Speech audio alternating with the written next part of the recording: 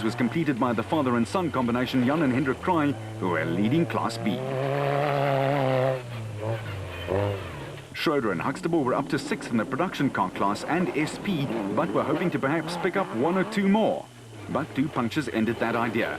Taylor and Keith also produced one of the drives of the afternoon and closed the gap to the Kraais in Class B to just 1 minute and 46 seconds, but couldn't get any closer. Ruacon's White Brothers were finishing with gusto, and on the home stretch, they slotted into 9th. With a dealer Toyota of the De Bruins taking 7th in the production cars.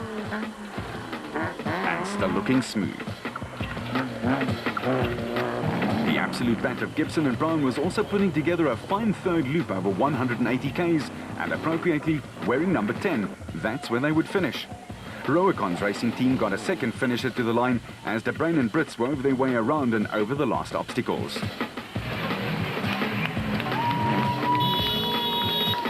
With the BV Auto team grabbing a top 10 spot with Arnold Duplessis and Yuri Knox nursing the Nissan hardbody through.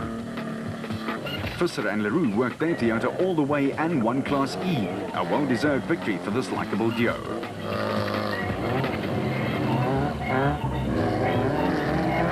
But it was close as George and Sharon Barkhuizen in the Bloemfontein-based Ruacon Toyota were just 59 seconds behind them and chasing as hard as they could. With Rundle right behind them after he'd got some help from Jack Peckham when he got stuck, and that's what makes the off-roaders such a refreshing bunch. They'll stop and help a fellow competitor, even if it affects their own chances. And the emotional story of the day, the race Sonic's Nissan of Kutsiala Baskachny may have been looking the worst for wear, but he soloed it to 2nd in class and a tearful finish back at Sun City. A brave performance for his co-driver, Johan Gerber.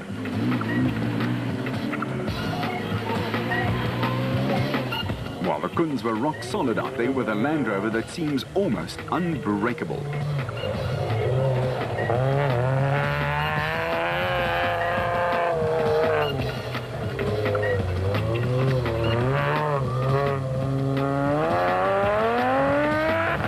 In Class S, Nick Gosler and Richard Carolyn had finally taken the lead after a race-long battle with Schilling, and they made the most of it.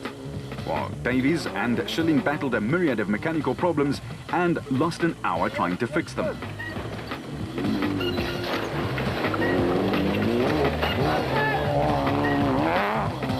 But it was a packed finish line pavilion that greeted Duncan Foss and Ralph Pitchford as they steered the Nissan Navara home to a very popular victory. And even though there was evidence of an altercation with a very firm object somewhere along the line, the twosome was celebrating their first win in 4 races. They clocked 6 hours and 48 minutes and beat all the specials to the line. Woolridge and Schulthammer finally garnered some points. They took 2nd, almost 5 minutes down on Foss. 2 times off-road champion Alfie Cox brought his navigator Henny Tersteeg home just 3 minutes later to claim the special vehicle crown and 25 points for the win.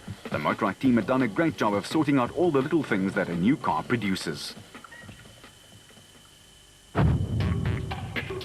Brandon Harkis, the driver of the Ford Ranger, has a faithful co-driver, Jean Moore. But for him, motorsport is not everything. He actually has a full-time job, and it's on the other side of the work spectrum. Well, I'm a project manager working for Century Property Development, a company that does property developments, mostly residential. And my job is to look that things get done, you know, so that the bricks get laid, that the floors get go, the roof goes on, and at the end of the day we want to make the client happy, so that everything needs to be tip-top. But how did he get into motorsport? We wanted to know from him.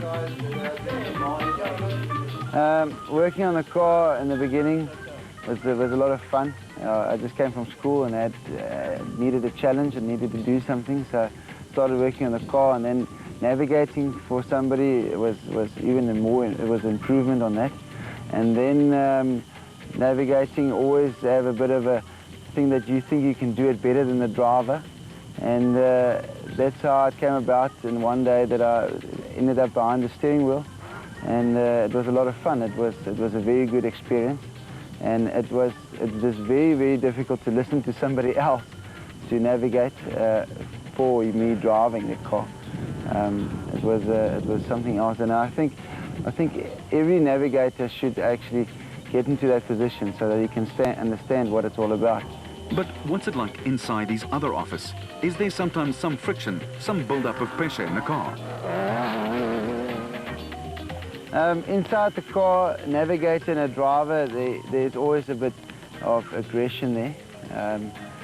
The driver is trying to get past somebody as quick as possible, and the navigator is trying to show him the right way while there's dust. It's always a difficult situation.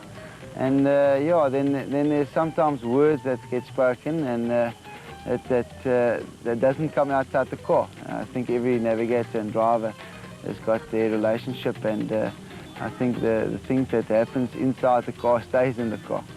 But yes, sometimes it's difficult terrain with a difficult route marking.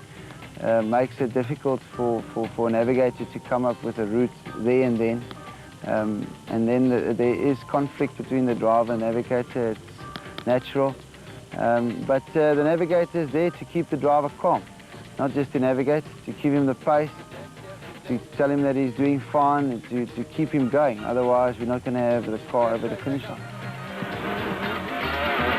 Perhaps next time. That was all right, bro.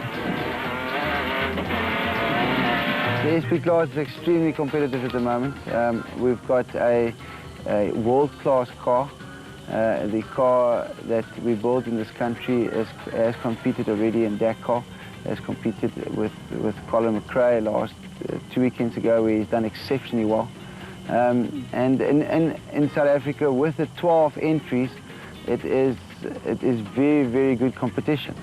I think there's very small differences between them. The class is put together very well, and it can only leave us with a lot of excitement coming up for the next 4 races. Vehicle and asset finance from Absa, going off the beaten track to find